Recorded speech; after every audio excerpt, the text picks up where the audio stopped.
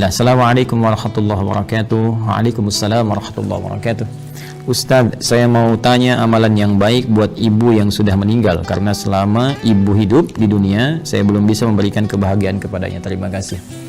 Waalaikumsalam warahmatullahi wabarakatuh. Pertama izinkan saya turut berdoa mohon pada Allah Subhanahu wa taala semoga ibunda saudaraku akun Faisal Said diberikan rahmat oleh Allah Subhanahu wa taala, dilapangkan di alam kuburnya, diberikan cahaya oleh Allah Subhanahu wa taala, diterima amal-amal saleh beliau, dijadikan alam kuburnya bagian dari taman-taman surga yang dibentangkan oleh Allah, dan semoga kita semua dikumpulkan dalam kebaikan bersama beliau dan juga bersama Rasulullah sallallahu alaihi wasallam pada waktu yang telah Allah janjikan.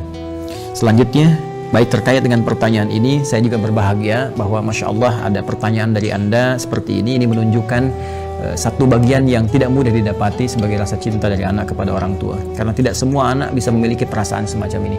Maka berbahagialah ketika tumbuh nilai-nilai itu, kecintaan kepada ibunda yang memang sangat dimuliakan dalam Al-Quran.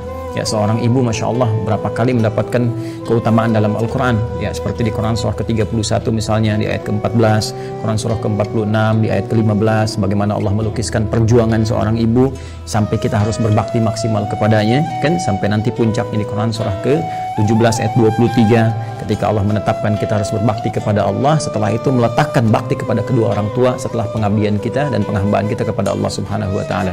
Dan diutamakan lagi ibu disebutkan 3 kali dalam hadis Nabi sallallahu alaihi wasallam ketika ada seorang sahabat bertanya, "Man abar?" kepada siapa saya mesti berbuat baik? Maka Nabi menjawab, "Ummak," pada ibumu. Qala thumma man, kemudian pada siapa? Qala ummak, pada ibumu. Qala thumma man, kemudian pada siapa? Qala ummak, ibumu. Baru kemudian yang keempat disebut abak. Ya, bukan berarti dalam konteks ini ayah misalnya tidak punya prioritas, tidak, tapi ini ingin menunjukkan bagaimana keutamaan seorang ibu yang memiliki keistimewaan di hadapan Allah dan Rasulnya. Pun demikian ayah pun nanti punya keutamaan dalam konteks yang terpisah. Dari sini Nabi memberikan bagaimana isyarat kepada para sahabat, ya ridwanullah alaihim jami'an, untuk berbakti kepada ibundanya.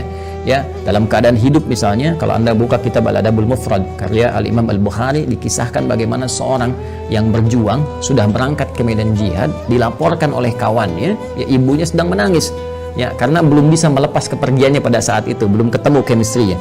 Ya, maka Nabi memanggil kemudian si anak muda ini, yang dipanggil oleh Nabi, maka Nabi katakan kepadanya, "Idhab, ya irji' ila ummik," bermakna pergilah kembali, pulang kepada ibumu, buat dia tertawa sebagaimana engkau telah membuatnya menangis. Buat dia tertawa sebagaimana engkau telah membuatnya menangis. Ini para ulama mengomentari bagaimana kedudukan seorang ibu sampai jihad berbakti kepadanya dalam keadaan hidupnya, membahagiakannya, memuliakannya, ya itu diutamakan bahkan melebihi jihad dalam medan perang jika ada kemudian hal-hal yang menuntutnya secara syar'i. Al-Imam Ali bin Abi Thalib karramallahu wajhah, ya, mengomentari statement Nabi sallallahu alaihi wasallam ketika menyebutkan 3 kali ummak, ibumu. Maka dikomentari oleh beliau, karena ibu memiliki 3 keistimewaan yang tidak didapati oleh ayah. Yang pertama, ibu yang mengandung, ayah tidak mengandung. Yang kedua, ibu melahirkan, ayah tidak melahirkan. Yang ketiga, ibu menyusui, ayah tidak menyusui. Dengan 3 keutamaan ini, Nabi kemudian memberikan gambaran ibumu. Ada komentar yang lain bahwa ketika orang ini bertanya, maka peluang terbaiknya untuk berbakti ada kepada ibunya. Sehingga Ibnu Abbas radhiyallahu ta'ala anhuma ketika didatangi oleh seseorang di masa beliau menjadi mufti, ya, aku punya persoalan, aku punya maksiat yang cukup tinggi aku kerjakan, bagaimana cara bertobat kepada Allah Subhanahu wa taala? Ibnu Abbas kemudian berkata, "Apakah engkau masih punya ibu?" Ya, kata orang ini, "Ya, aku masih punya ibu." Maka kata Ibnu Abbas radhiyallahu ta'ala anhuma, "Pergilah engkau pulang, ya, kemudian layani ibumu, bahagiakan ibumu, ya, dan berbuat baiklah kepada ibumu." Orang ini bertanya, "Kenapa engkau berfatwa demikian?" Kan dia tidak menyuruh misalnya saya maksimalkan salatnya, maksimalkan misalnya sedekahnya, tapi yang diutamakan ke ibu. Karena kata Ibnu Abbas radhiyallahu taala anhuma, "Saya tidak melihat yang lebih utama untukmu saat ini kecuali yang itu." Inilah bagaimana kejeniusan Ibnu Abbas radhiyallahu taala anhuma, karena memang dalam narasi-narasi ayat-ayat Al-Qur'an firman Allah Subhanahu wa taala, kedudukan membahagiakan, berbakti kepada ibunda itu langsung ditempatkan oleh Allah Subhanahu wa taala setelah penghambaan kita kepada Allah. Wa qadha rabbuka alla ta'budu illa iyyah wa bil walidaini ihsana. Kepada kedua orang tua kita wajib berbuat baik di tempat setelah penghambaan kepada Allah. Dan di antara kedua orang tua ini, ibu menempati posisi yang sangat tinggi. Wasainal insana biwalidayhi hamalathu ummuh.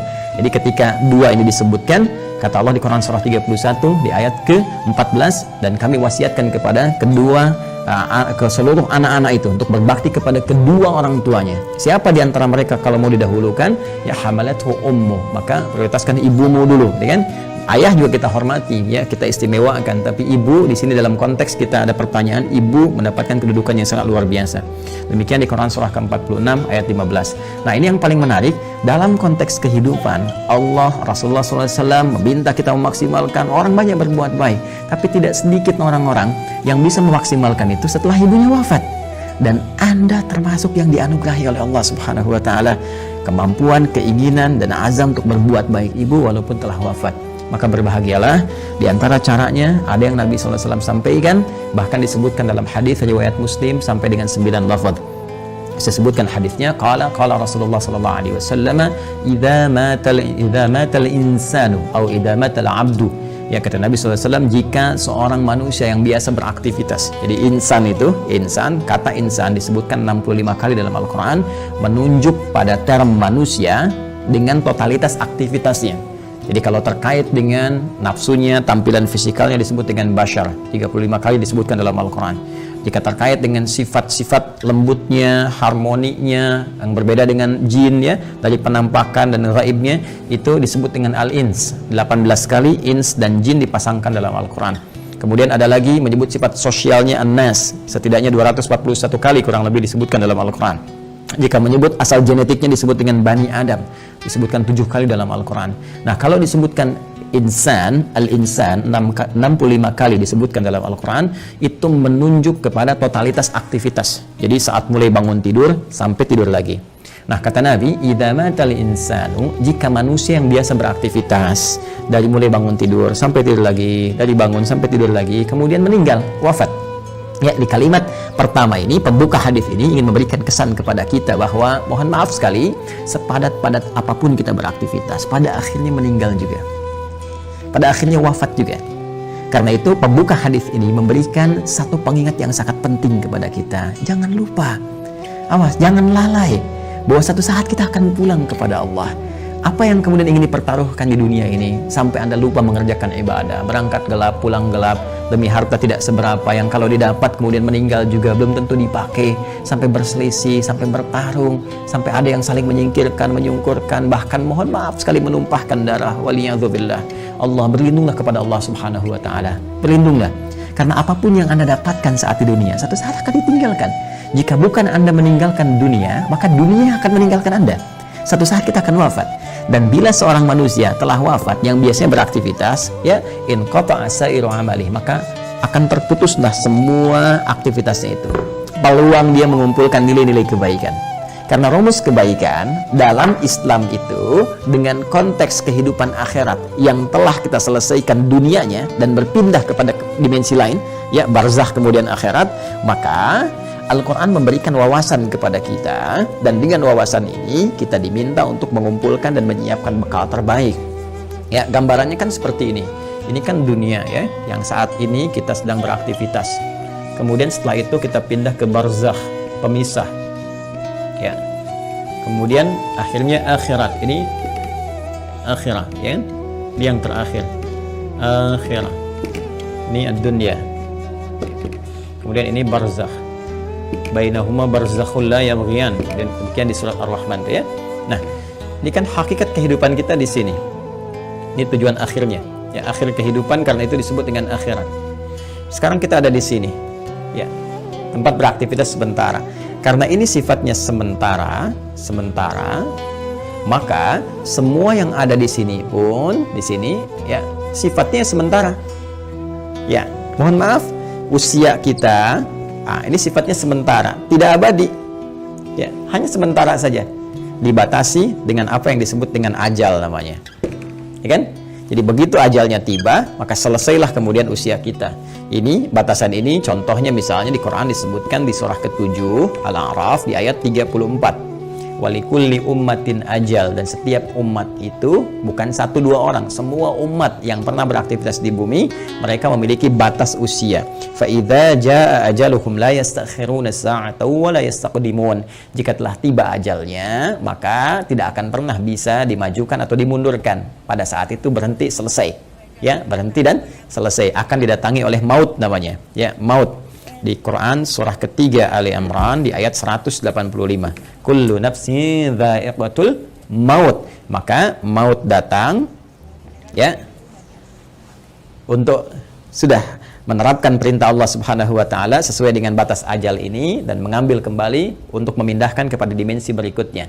Yang bertugas membawa maut ini nanti ada bahkan satu malaikatnya khusus spesifik disebut dengan malakul maut ya di Quran surah ke-32 di ayat yang ke-11 ya paling kanan agak ke bawah. Qul yatawaffakum malakul mautil ladzi wukkila bikum. Ya, katakan Muhammad SAW bahwa setiap yang hidup itu akan didatangi oleh malakul maut. Jadi ada malaikat khusus ya yang ditugasi untuk membawa maut. Maka kalau ini sudah tiba, maka selesai ajal. Nah, maka yang biasanya kita ini beraktivitas, aktif, bekerja dengan segala yang kita dapatkan dalam kehidupan dunia. Mohon maaf, bidangnya mungkin beragam, ya. Ada yang di kesehatan, kedokteran, medis, ada yang insinyur, ada yang di militer, tentara, ada yang Polri misalnya, ada yang di politisi, ya, di politik, jadi politisi misalnya, ada yang di pemerintahan, birokrat, ada yang ustadz mengajar, dosen, guru dan sebagainya. Pada akhirnya, sepanjang semua bernama makhluk, ya, dan spesifik manusia, pada akhirnya semua kegiatan itu akan tuntas selesai. Ya, semua manusia yang beraktivitas tadi disebut dengan insan, al-insan. Ya, ada surah ke-76 dalam Al-Qur'an al-insan. Ya, kata Nabi, "Idza matal insan", jika semua manusia yang beraktivitas ini sudah tiba nih, sudah tiba ajalnya.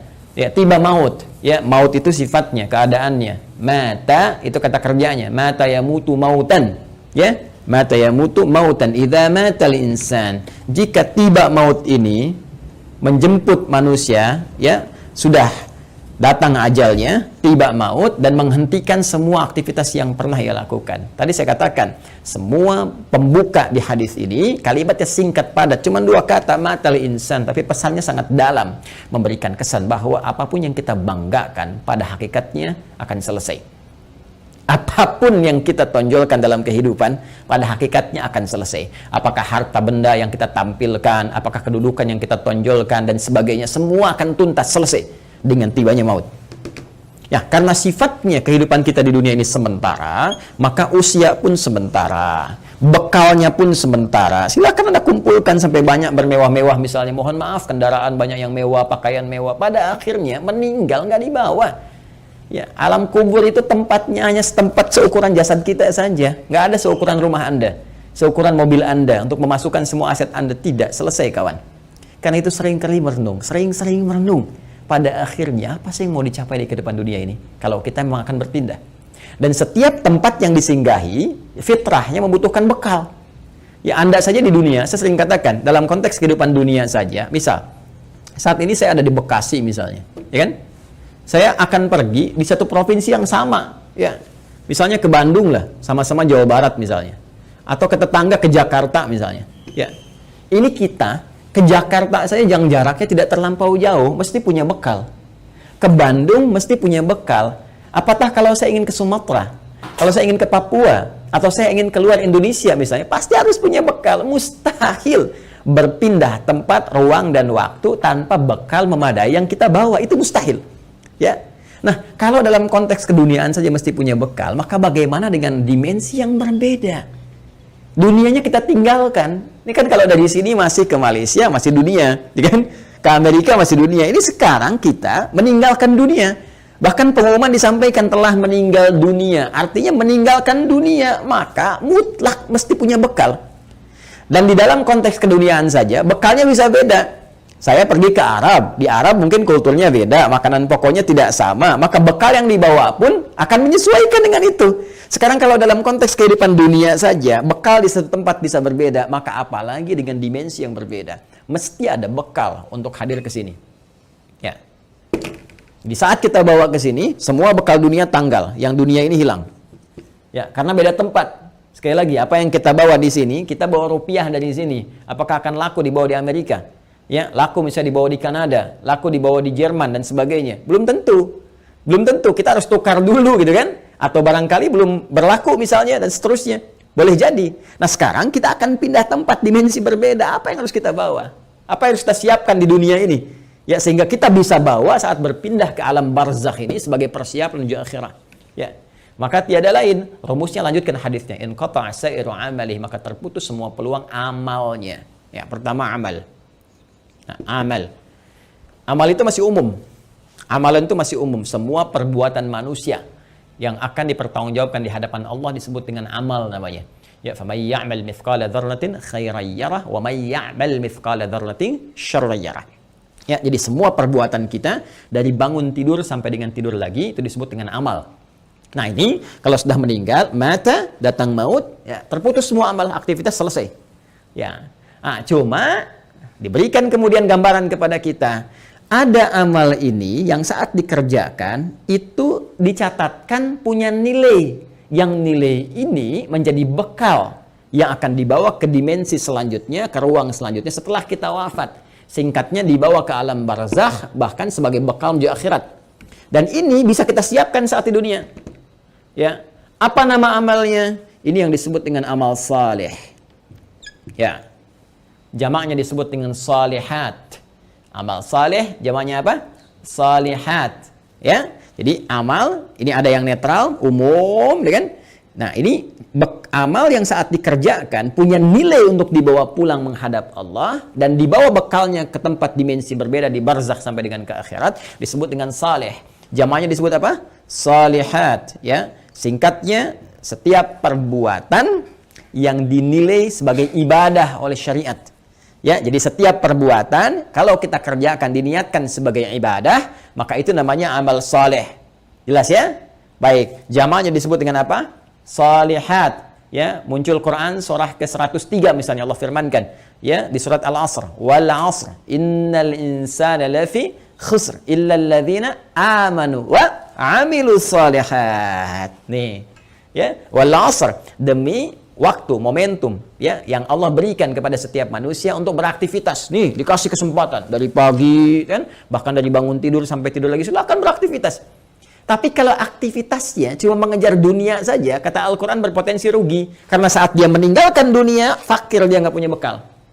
Ya, ada di antara mereka yang cerdas. Mereka beraktivitas, mengerjakan dunia. Bahkan kaya dalam kehidupan dunianya. Kaya, mobil punya, kendaraan cukup baik, di rumah baik juga, Masya Allah. Tapi yang paling menarik, mereka juga punya persiapan-persiapan akhiratnya. Apa itu? Illalladzina amanu wa amilus shalihat. Ya, kecuali orang-orang yang cerdas, mereka beriman, yakin di antara keimanan mereka selain iman kepada Allah, iman kepada Rasulullah, mereka pun yakin iman tanpa ragu ada kehidupan setelah wafat. Ya, makanya rukun iman kan ada 6. Ya, rukun iman yang kelima kan apa? Iman pada hari akhir. Hari akhir itu implementasinya yakin kita akan meninggal, yakin akan dihisab. Karena kita yakin kita punya iman, kita siapkan. Itu cara memahaminya. Karena itu orang cerdas menyiapkan setelah wafatnya ada kehidupan. Anda yakin nggak?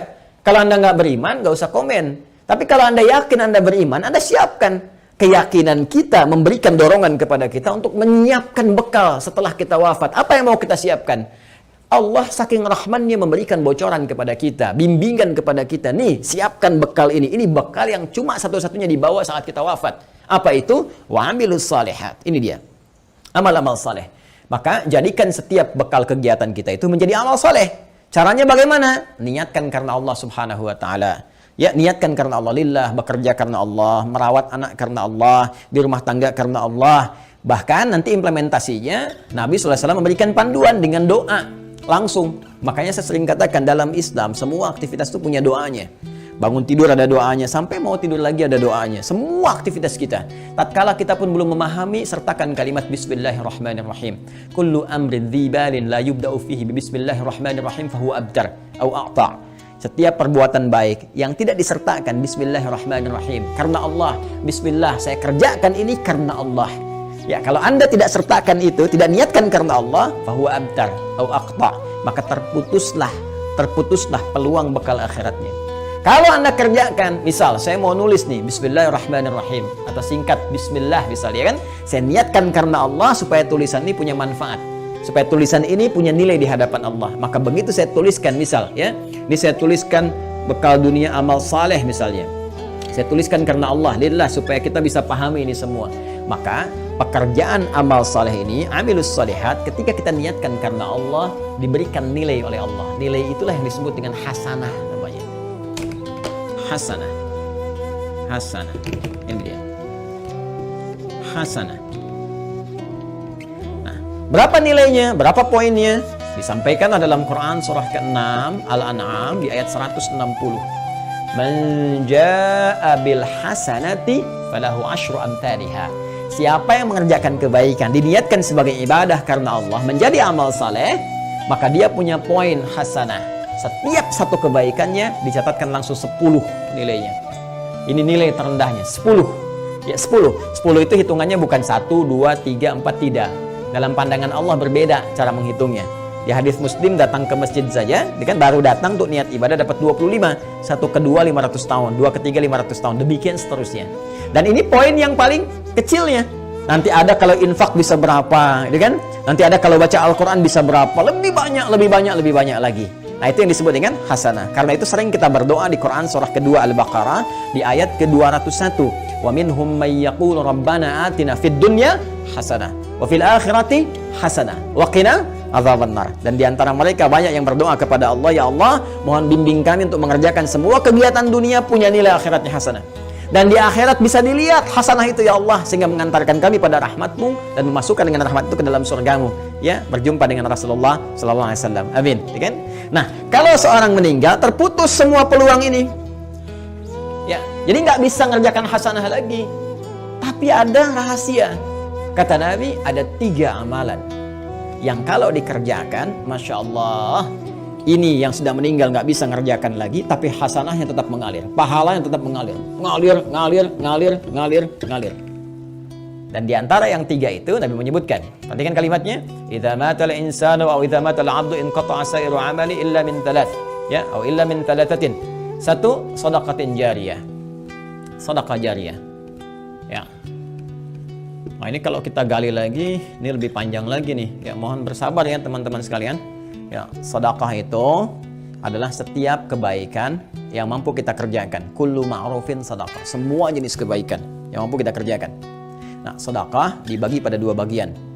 Bagian yang pertama yang tidak mengalirkan pahala abadi untuk kita, maksudnya kalau kita wafat selesai. Yang kedua, kalaupun kita wafat, pahalanya tetap mengalir.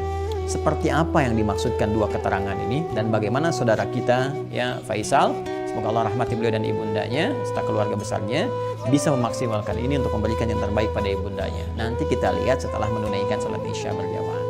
Mohon izin kembali kita lanjutkan bahasan kita, bahwa pertama dari akun Faisal Said tadi menanyakan sebelum Isya, beliau berkenan menginginkan adanya satu amalan yang bisa dipersembahkan untuk ibundanya yang telah wafat dan ingin membahagiakan beliau dalam keadaan saat ini. Bagaimana, apakah ada bimbingan dalam Al-Quran ataupun hadis-hadis Nabi SAW? Tadi telah kita buka, telah kita sampaikan dengan begitu mendetil bahwa Al-Quran memberikan peluang terbaik bagi seorang anak ataupun anak-anak yang ingin berbakti kepada kedua orang tua, khususnya ibundanya tercinta, baik itu saat masih ada bersama beliau ataupun juga telah meninggalkan bagian dari keluarganya. Di antara amalan-amalan itu, Nabi SAW memberikan gambaran kepada kita dalam salah satu sabdanya, dan bahkan disebutkan tadi saya katakan hampir 9 lafaz dalam Imam Muslim. Ya, Nabi SAW menyampaikan, qala Rasulullah SAW, idza matal insanu, jika manusia yang telah beraktivitas itu dari mulai bangun tidur sampai dengan tidur lagi, kedatangan maut, ya, tiba kemudian ajalnya, inqata'a sa'iru amalih, maka dengan wafatnya itu, dengan datangnya maut itu, terputuslah kemudian seluruh peluang aktivitas-aktivitas yang telah ia kerjakan, yang sebelumnya telah ia tenun. Sudah tidak ada lagi kesempatan. Maka karena tidak ada kesempatan beraktivitas lagi, di antara peluang untuk mencari bekal untuk pindah ke alam barzakh sebagai persiapan menuju akhirat pun terputus sudah, ya, karena amal itu telah kita tadi uraikan dibagi pada 2 bagian. Ya, ada yang tadi objektif umumnya, kemudian dibagi 2, ada yang disebut dengan amal saleh, yaitu amal-amal kebaikan yang dinilai sebagai ibadah jika dilakukan karena Allah Subhanahu wa taala, dan dia punya poin yang disebut dengan hasanah itu. Bila ada satu perbuatan menjadi hasanah, maka dia punya 10 poinnya. Ya, Quran surah ke-6 Al-An'am ayat 160 seperti telah kami tuliskan sebelumnya, man jaa'a bil hasanati falahu asyru amthaliha. Ya, maka siapapun yang mampu menenun kebaikan menjadi hasanah, punya nilai ibadah, maka dia punya poin 10. Ya, 10 tadi kami sampaikan saat sebelum Isya, bahwa jangan dihitung 1, 2, 3, 4, 5, karena Allah punya hitungan tersendiri yang nilainya jauh dari apa yang kita gambarkan. Nah, teman-teman sekalian, itu batas minimalnya. Ya, apalagi nanti kalau kita kemudian tenun dengan amal-amal lain yang punya nilai yang lebih banyak lagi, seperti infak, bacaan Al-Quran dan sebagainya. Ada lagi amal yang kedua nanti amal sayyi, ya, jamaknya sayyiat, sayyiat. Nah, ini amal-amal yang didesain bersumber dari nafsu atas bisikan-bisikan setan. Ya, paradoks dengan amal soleh tadi. Makanya sering saya katakan ada amal soleh, ada amal salah. Yang baiknya amal saleh, yang jeleknya amal salah. Amal salah ini sepanjang kita hidup mesti kita koreksi, kita benarkan, ya, lewat jalur yang disebut dengan taubat. Ya, supaya dengan jalur taubat ini dihapus nanti yang jelek-jeleknya sebelum kita wafat, ya dihapuskan catatannya, diperbaiki kemudian oleh amal-amal kita atas petunjuk dan izin Allah Subhanahu wa taala. Kita tutup itu dan isi dengan hal-hal yang baik sehingga di ujungnya, di ujung kematian kita menjadi baik. Itu yang disebut dengan husnul khatimah. Khatimah itu penutup, husnul itu baik, ya, penutup yang terbaik. Maka ketika kita sudah tutup dengan taubat, berkenan Allah menghapuskan amal-amal jelek ini sehingga yang terbawa yang baik-baiknya saja saat menghadap kepada Allah Subhanahu wa taala. Kalau ini tidak terjadi, nanti di hadis Muslim riwayat sahabat Abu Hurairah radhiyallahu taala anhu akan disebutkan oleh Nabi sallallahu alaihi wasallam, maka setiap amal yang soleh akan menutup yang salahnya. Ya, misal nanti yang ini salat, yang ini misalnya senang bikin hoax, maka yang salatnya akan menutup perbuatan hoaxnya. Yang ini misalnya puasa, yang ini senang berselisih, maka yang puasa akan menutup selisihnya. Demikian seterusnya sampai ditimbang nanti. Bahkan ada orang yang bangkrut disebut dengan muflis, ya, disebut dengan muflis. Jadi begitu habis amal salehnya, masih ada amal salahnya, maka bangkrut dia karena nggak punya lagi penutup. Ya, habis modalnya ini, tersisa keburukannya, maka diambillah kejelekan orang-orang dizalimi, ditimpakan kepadanya, dilemparkan ke neraka. Itu yang disebut dengan muflis. Waliyadzubillah, kita berlindung kepada Allah Subhanahu wa taala dari perbuatan tadi. Nah, sekarang ada orang yang telah wafat, nggak bisa mengerjakan amalan lagi, tapi apakah dia berpeluang masih mendapatkan baik balasan-balasan pahala? Ya, transfer pahala kebaikan. Karena kalau sudah di alam barzah, kita nggak bisa kirim makanan, kita nggak bisa misalnya kirim perhiasan, kita nggak bisa kirim kebutuhan dunia, karena dimensinya beda. Ruangnya sudah lain, alamnya sudah berbeda. Yang harus kita kirimkan kepada mereka adalah bakal real yang mereka butuhkan. Nah, kata Nabi, ada 3 peluang yang mungkin didapatkan oleh mereka yang telah wafat, ya, walaupun mereka telah meninggal dunia dan tidak beramal lagi. Yang pertama tadi telah kita singgung, sedekah jariyah. Ya, sedekatin jariyah, yaitu amal-amal kebaikan yang pahalanya tetap mengalir. Ya, saya ulang, amal-amal kebaikan yang pahalanya tetap mengalir. Jadi, pertama, teman-teman, sedekah ini adalah gambaran dari semua perbuatan-perbuatan baik. Ya, dalam fikih disebut dengan kullu ma'rufin sedekah. Semua perbuatan baik yang mampu dikerjakan itu disebut dengan sedekah. Karena itu zakat dalam Al-Qur'an disebut juga dengan sedekah. Ya, khudz min amwalihim sedekah. Ambil dari zakat yang telah masuk, ya, nisabnya, haulnya, ambil itu, ya, sebagai bagian dari perbuatan baik. Sedekah yang membuktikan kebenaran iman. Jadi sedekah itu bisa diartikan pembuktian kebenaran, sesuatu yang baik, sesuatu yang jujur, dan nilai-nilai kemuliaan. Itu diantara makna sedekah. Karena itu kenapa perbuatan baik disebut dengan sedekah? Ini pertama pembuktian dari keimanannya. Jadi iman itu implementasinya kebaikan-kebaikan. Untuk membuktikan kita beriman, maka diminta oleh Allah kepada kita semua membuktikan lewat amalan baik. Karena itu lisan diminta berkata baik, tangan bekerja baik, kaki melangkah pada yang baik. Itu pembuktian iman. Karena itu orang beriman mustahil berbuat yang tidak baik. Karena itu kata Nabi, la yasikul mu'min, indama yasik fahuwa mu'min. Mustahil orang beriman itu korupsi, orang beriman itu mencuri. Ketika mencuri ada iman dalam dirinya. Maksudnya Nabi mempertanyakan, imannya kemana sampai bisa mencuri? Imannya kemana sampai bisa berbuat maksiat, kan? Jadi iman itu akan mendorong kita berbuat baik. Karena itu semua perbuatan baik disebut dengan apa? Sedekah. Nah, perbuatan baik yang disebut dengan sedekah ini dibagi 2 bagian. Ya, dibagi 2 bagian. Ada yang disebut dengan sedekah tsabitah. Ya, saya hapus dulu ini. Sedekah tsabitah. Ya, sedekatun, sedekah. Ada yang disebut dengan tsabitah. Ya, tsabitah itu sudah yang tetap, berhenti gitu kan? Atau waqifah, berhenti sampai di situ. Ya, berhenti saja sampai di kehidupan dunianya. Maksudnya apa? Saat dia beramal di dunia, saat hidup dituliskan pahalanya. Tapi ketika wafat selesai, waqifah, tsabitah, berhenti sampai di situ saja. Dalam konteks kehidupan dunia saja. Saat dia beramal. Jadi saat dia hidup di dunia, kemudian misalnya dia salat nih. Ya, si A misalnya salat. Kemudian dia ketika menunaikan salat kan dituliskan pahalanya. Ya, ketika ikhlas tunaikan, tuliskan pahala. Misal dapat pahala sekian, kan? Nah, ketika dia meninggal dunia, wafat ini, sudah, karena nggak bisa sholat lagi, nggak ada lagi catatan amal pahala mengalir. Ya, sudah selesai sampai di situ. Selesai, terhisab sampai di situ. Karena selesai, tetap di situ disebut dengan tsabitah atau waqifah, berhenti sampai di situ. Ya, Nah, ada yang menarik nih. Orangnya sudah meninggal, sudah nggak di dunia lagi. Ya, sudah berpindah ke dimensi lain, dia pindah ke barzakh, alam pemisah. Ya, disebut dengan alam kubur. Terpisah dia dengan dunia tapi belum sampai ke akhirat.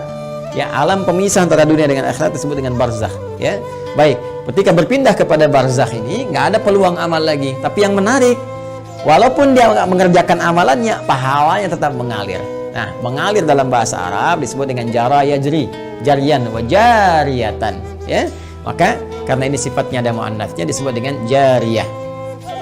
Jariyah. Ya. Baik. Ini apa namanya? Sifat dan mausuf ya, disifati sedekah, ada sedekah, perbuatan-perbuatan baik jariyah yang pahalanya terus ngalir. Ngalir sampai kehidupan berakhir. Ya, sampai hari perhitungan tiba, kiamat terjadi, ya perhitungan pahala, baru kemudian di situ hitungan dikumpulkan keseluruhan disebut dengan hisab. Ya, disebut dengan apa? Hisab. Jadi sepanjang kiamatnya belum terjadi, kemudian belum terputus kehidupan dunia keseluruhannya, maka terus saja ngalir di pahalanya, ngalir, kumpul, masya Allah, walaupun orangnya telah meninggal dunia. Nah, ini sedekah jariyah ini punya dua sumber. Ya. Untuk mempercepat, punya dua sumber. Sumber pertama adalah kebiasaan amal soleh yang dikerjakan oleh orang yang meninggal tadi sebelum dia wafat. Jadi sebelum dia wafat, dia punya kebiasaan beramal. Ya, yang amalan ini setelah dia wafat pun masih ada tuh. Ya, merambat peluang amalannya sehingga pahalanya terus mengalir kepada yang bersangkutan. Apa di antara contohnya misalnya? Contoh misalnya yang bersangkutan sebelum meninggal dunia pernah misalnya menyumbang untuk kepentingan di masjid. Masya Allah misalnya sedang ada perbaikan masjid, kan? Lalu disumbangkanlah untuk bikin keran wudhu misalnya. Masya Allah, walaupun orang yang meninggal, keran wudhunya masih ada, dipakai orang. Setiap dipakai, mengalir, pahala terus mengalir. Sepanjang itu ada. Karpet masjid misalnya kan disumbangkan, dipakai terus, walaupun orang yang meninggal, tetap pahalanya mengalir. Ngalir. Masya Allah. Pesantren, pembangunan, tadi ada beberapa informasi yang saya sampaikan terkait update, nanti di akhir saya tegaskan kembali ya. Masya Allah misalnya bikin pesantren untuk ahli Al-Quran, bahkan misalnya ada mushafnya ya, kan kita buka juga tuh wakaf untuk mushafnya, untuk perangkat hafalan itu. Masya Allah, setiap yang menghafal dapat pahalanya. Makanya saya sering katakan kalau beramal kita mesti cerdas, dengan modal sekecil-kecilnya dapat keuntungan sebanyak-banyaknya ya. Contoh misalnya kita punya uang 50.000 nih, kita bisa punya banyak pilihan untuk beramal saleh. Tapi kalau kita bisa gunakan 50.000 misalnya untuk sedekah jariyah, saya punya pos uang misalnya 50.000 nih, saya pengen jadi pahala di hadapan Allah, mana yang akan saya gunakan? Maka Anda bisa melihat dengan bijak. Anda mau pilih mana yang thabit, waqifah, berhenti sampai di situ. Misal Anda berikan makanan, kasih misalnya orang butuh untuk makan supaya energi dia ada, dia makan tuh, dari energi itu dia pakai untuk sholat misalnya ya, dia akan gunakan untuk sholat seketika. Ketika energinya selesai pahala Anda. Kan? Anda gunakan beli mushaf, misal dapat 2, Anda berikan ke penghafal Quran. Masya Allah, penghafal Quran menghafal Quran menggunakan mushaf Anda. Demi Allah saya katakan, penghafal Quran itu nggak ada yang baca sekali. Ya, Alif Lam Mim, Dzalikal kitabu, bukan menghafal.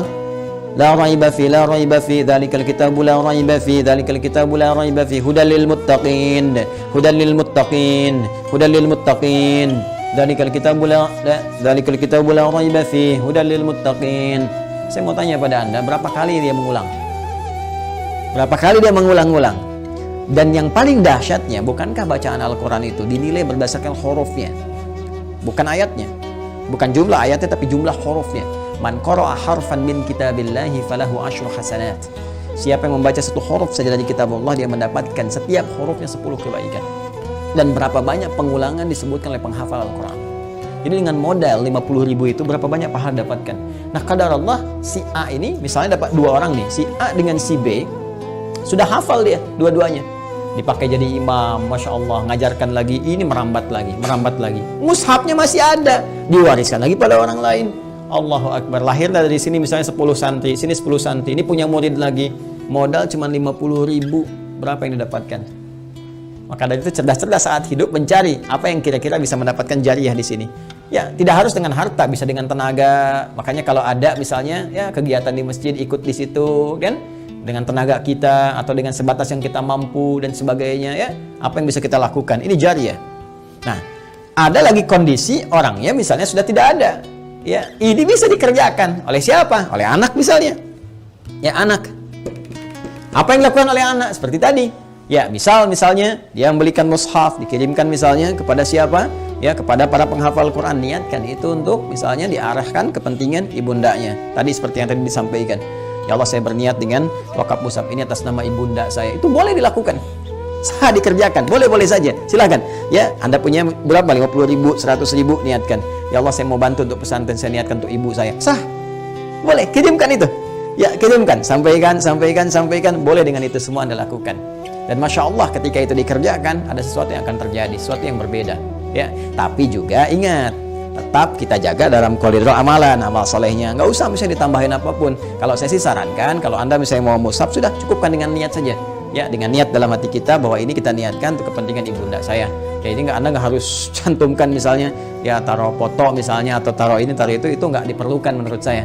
Ya, walaupun mungkin ada pandangan berbeda, kita hormati. Tapi bagi saya pribadi, cukupkanlah seperti itu apa adanya. Sehingga dengan orang-orang membaca pun akan tercukupkan bagi pahala itu mengalir dengan izin Allah Subhanahu wa taala. Ya. Allah taala alam bisawab. Ini bagian yang pertama, sedekah jariyah. Satu, ya. Kemudian yang kedua, teman-teman sekalian, bisa dalam bentuk, ya, ilmin yuntafa'u bihi, ilmu yang bermanfaat. Ya, ini juga bisa dikerjakan dari orang yang hidup, misalnya pernah mengajar, itu kan. Makanya saya sering katakan, mohon izin sekali anak-anak itu kalau dia dari kecil tuh orang tua mengajarkan. Ya, ajak misalnya sampingnya sholat, ajarkan Al-Fatihahnya kalau bisa dari orang tuanya, ayah atau ibundanya, karena akan dibawa terus sholat. Ya, dibawa sholat. Ketika bisa dari orang tuanya, dipakai terus sholat, itu mengalir tuh, setiap anak sholat dapat bagian pahala. Ilmin yuntafa'u bihi, ilmu yang bermanfaat. Ya, bukankah orang tua banyak mengajarkan kebaikan? Pakai. Ya, dan yang ketiga, teman-teman sekalian, nah ini waladin salihin yad'u lahu, anak saleh yang banyak mendoakan kedua orang tuanya. Maka kalau tadi misalnya akun Faisal, saudara kita ingin berbuat baik, di antara tiga pilihan ini yang pertama bisa dilakukan, kan? Yang kedua bisa dipraktikkan, yang ketiga jadilah Anda pribadi yang soleh. Ya, jangan banyak larut dalam kesedihan, manfaatnya nggak ada gitu kan. Sedih itu naluriah, fitrah alamiah biasa saja. Itu terjadi pasti. Nabi pun sedih ketika ditinggal Sayyidah Khadijah misalnya. Bahkan ketika ditinggal pamannya, beliau sedih sekali. Sedih, ya, itu biasa, itu fitrah. Tinggal ibunda beliau sedih. Ya, namun apa yang harus dilakukan oleh kita? Kita alihkan kesedihan itu menjadi sebuah energi yang positif yang mengantarkan kebahagiaan pada orang yang telah meninggalkan kita. Maka caranya apa? Perbaiki pribadi kita menjadi saleh. Ya, jadi anak yang saleh, yang disukai oleh Allah Subhanahu wa taala. Mulai rubah tampilan kita, tunaikan salat dengan baik, rajin membaca Al-Qur'an, bekerja dengan baik, yang halal jauhi yang haram-haram. Ketika semua itu dikerjakan, Anda tinggal mengangkat tangan bermohon pada Allah Subhanahu wa taala. Ketika sifat saleh melekat pada seorang anak, maka doanya langsung mustajab. Waladin salihin yad'u lahu. Seorang anak yang saleh yang ketika bermohon kepada Allah, langsung doanya diantarkan jadi cahaya ke kuburan ibundanya atau ayahandanya. Langsung jadi cahaya. Dan itu boleh jadi pilihan terbaik yang bisa Anda lakukan untuk mempersembahkan pada ibunda Anda. Ya, kalau perbedaan pandangan dari para ulama itu biasa-biasa saja. Ya, A memandang, B memandang, tidak ada masalah. Tapi ijtihad satu tidak bisa membatalkan ijtihad yang lainnya karena peluang ini terbuka. Ya, jadi kalau ada tadi yang membatasi misalnya sepanjang dia masih hidup, tapi juga ada yang kemudian membatasi, yang menafsirkan tidak boleh dari orang yang hidup pun memberikan kebaikan-kebaikan karena perkara umum. Sepanjang tidak ada takhsisnya, tidak ada kekhususan, maka maknanya tetap umum. Jelas ya? Wallahu ta'ala alam bissawab.